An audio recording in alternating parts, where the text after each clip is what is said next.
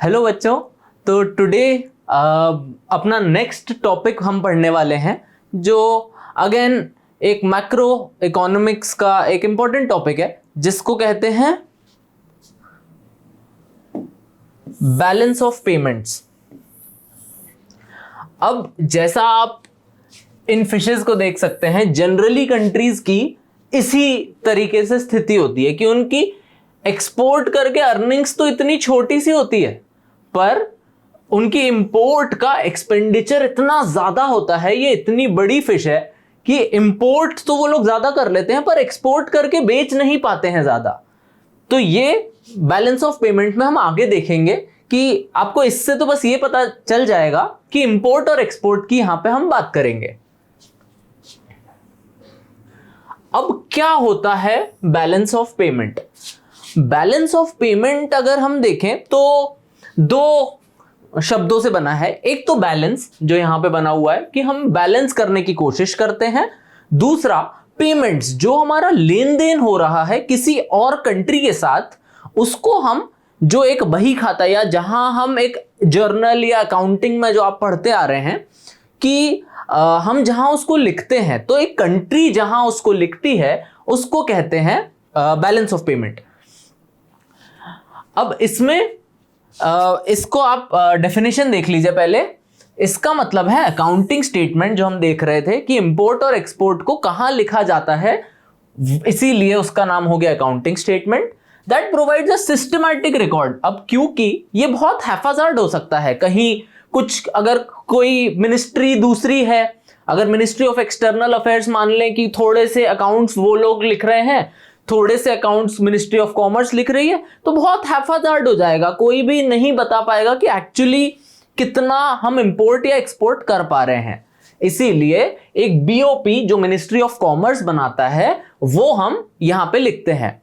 अब इसका अगला पॉइंट देखते हैं, ऑफ ऑल इकोनॉमिक ट्रांजैक्शंस। अब इकोनॉमिक ट्रांजैक्शंस क्या होते हैं? क्या मैं इमोशंस के अगर ट्रांजैक्शन कर रहा हूं तो चलेगा? बिल्कुल नहीं चलेगा। इकोनॉमिक, तो जैसे ही वर्ड इकोनॉमिक आया आपके दिमाग में घंटी बज जाएगी कि लक्ष्मी जी या मनी की बात हो रही है। ठीक है, अगला है between residents of a country. Economic transactions को और हम आगे देखेंगे, पहले ये डेफिनेशन देख लेते हैं। Between residents of a country again की क्या होता है वो अभी देखेंगे, of a country and the rest of the world. ऐसा मानिए कि फॉर एग्जांपल आपको गूगल पिक्सल अभी क्योंकि इंडिया में मैन्युफैक्चर नहीं होता है तो हमें बाहर से ही बुलवाना पड़ता है।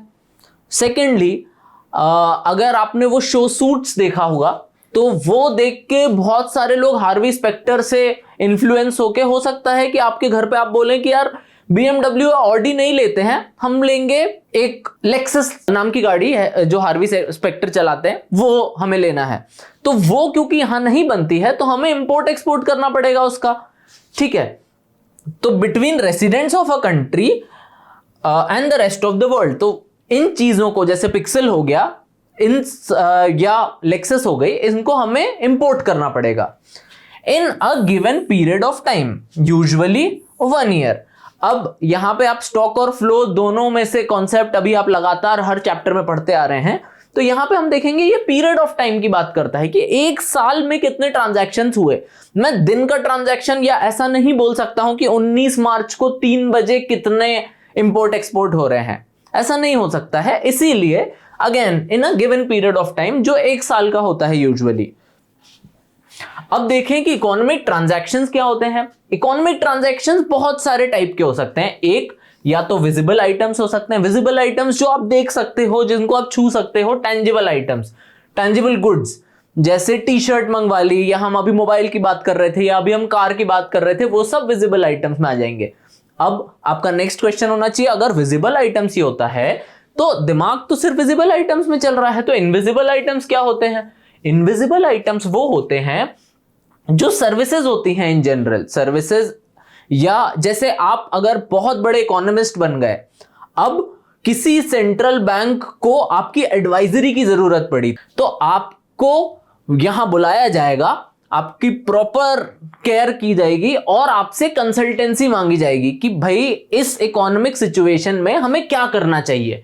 तो इनविजिबल आइटम में इसीलिए सर्विसेज आ जाती हैं। ऐसी बहुत सारी सर्विसेज हैं और हम आगे देखते रहेंगे। अगला यूनिलैटरल ट्रांसफर्स भी तो इकोनॉमिक ट्रांजैक्शंस होते हैं। ऑल्दो यहां पे यूनिलैटरल मतलब एक हाथ से दिया दूसरे हाथ से लिया नहीं, तो यूनिलैटरल मतलब सिर्फ एक डायरेक्शन में ट्रांसफर हो रहा है, पर क्योंकि वो पैसे का ही हो रहा है इसीलिए उसको इकोनॉमिक ट्रांजैक्शंस में गिन लिया। अब यूनिलैटरल ट्रांसफर में क्या होता है यार, कोई रिलेटिव हो सकते हैं जो बाहर से, ऐसे बहुत अच्छे अच्छे रिलेटिव्स होते हैं जो बाहर से हमको चॉकलेट्स देते हैं, लेके आते हैं, या जब भी वो आ रहे होते हैं हमारे लिए परफ्यूम्स लेके आते हैं, तो उनके लिए हम पे नहीं करते हैं उन्हें, पर वी गेट द गिफ्ट्स। तो इकोनॉमिक ट्रांजैक्शन वन वे तो हुआ। दूसरा रेमिटेंसेस क्या होता है? रेमिटेंसेस वो होता है कि बहुत सारे टाइम पे कुछ बच्चे या कुछ फैमिलीज जो ओरिजिनली यहां रहती थी, हो सकता है कि अब उनके बच्चे बाहर काम करने चले गए हों, यूएस या यूके या कनाडा या कहीं भी अलग कंट्री में चले गए हों। अब उन्हें अपने पापा मम्मी को वापस कुछ अमाउंट देना है, तो वो लोग पैसा ट्रांसफर करते हैं डायरेक्टली अपने फैमिली के लिए, उसको कहते हैं रेमिटेंसेस।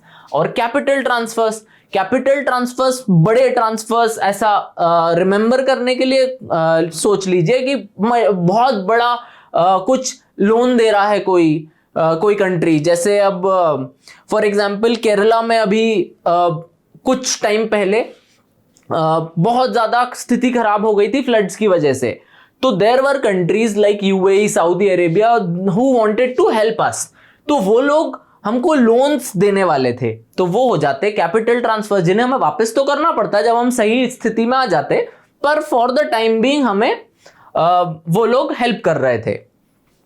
अब रेसिडेंट्स क्या होता है, जो यहां पे हम देख रहे थे, residents of a country. Resident कोई भी हो सकता है, इंडिविजुअल भी हो सकता है, फर्म भी हो सकता है, और गवर्नमेंट एजेंसीज भी हो सकती हैं, जिनका सेंटर ऑफ इकोनॉमिक इंटरेस्ट, मतलब मैं यहीं पे रह के यहीं ऑपरेट कर रहा हूं अपनी फर्म, या मेरा जो पैसे कमाने, लाइवलीहुड कमाने का जो भी जरिया है वो मैं यहीं से अर्न कर रहा हूं, तो सेंटर ऑफ इकोनॉमिक इंटरेस्ट मेरा हो गया जहां पे मैं हूं, और 1 साल से ज्यादा मुझे रहना चाहिए। 1 साल से कम में कुछ ऐसे प्रोविजंस हैं रेसिडेंट के लिए, ये प्रॉपरली टैक्सेशन का टॉपिक है तो हम इसको बहुत टच नहीं करेंगे। आप जनरली बस ऐसा याद रखिए कि सेंटर ऑफ इकोनॉमिक इंटरेस्ट रहना चाहिए, और 1 साल से ज्यादा से वो रह रहा हो तो वो रेसिडेंट कहला जाता है।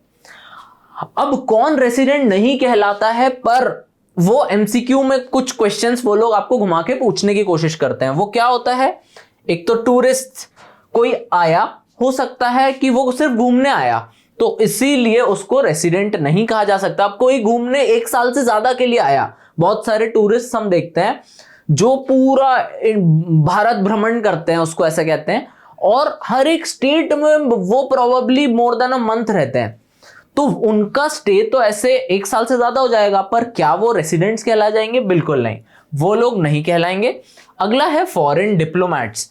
फॉरेन डिप्लोमैट्स वो होते हैं जो यहां पे आके काम कर रहे हैं। फॉर एग्जाम्पल, ये अगर आपको पता है तो ये इंडियन IFS, अगर आपको पता है कहीं से, इंडियन फॉरेन सर्विस होती है। तो जैसे हमारे डिप्लोमैट्स यूएस में जाके या यूके कोई दूसरी कंट्री में जाके वहां रहते हैं, वहां पे उनकी पूरी लाइफ सेट होती है, और वहां पे जो इंडियंस रह रहे हैं उनकी वो मदद करते हैं।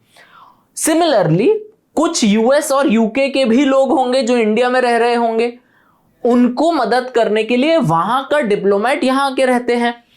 क्या वो रेसिडेंट कहलाएंगे? ऑल्दो वो रह तो रहे हैं, हो सकता है उनके बच्चे स्कूल में भी यहीं पे पढ़ रहे हो, वो 1 साल से ज्यादा रह रहे हो, पर वो रेसिडेंट नहीं कहलाएंगे। अगला क्या है? Foreign military personnel. Foreign military person ऐसा होता है कि बहुत सारे टाइम पे दूसरी कंट्री में जाके स्टेज किया जाता है अपनी आर्मी को for the sake of protection.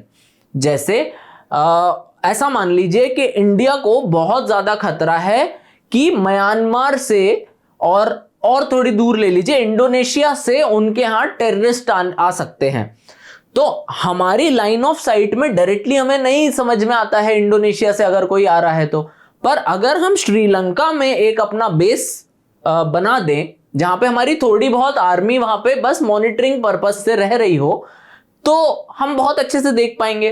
तो फॉरेन मिलिट्री पर्सनल अगर दूसरी कंट्री में जाके रह रहे हैं, इसका मतलब नहीं है कि वो लोग रेसिडेंट बन जाते हैं। तो इन चीजों पे आपको कंफ्यूज करने की कोशिश करी जाएगी।